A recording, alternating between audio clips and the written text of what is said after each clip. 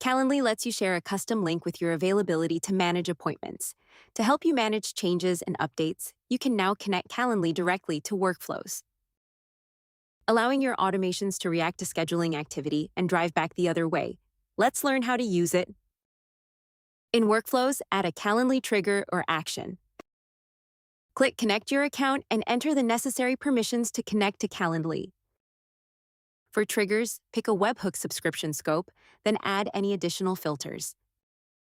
For actions, fill in the required fields and test action to validate. Meeting details automatically sync to the CRM, helping you eliminate manual logging, add support for more complex, personalized automation, access AI agents, and increase your productivity. Use the added support to ensure your customers are satisfied and communication is efficient, leveraging the tools your workflows offer to create the perfect system. We hope you enjoy it.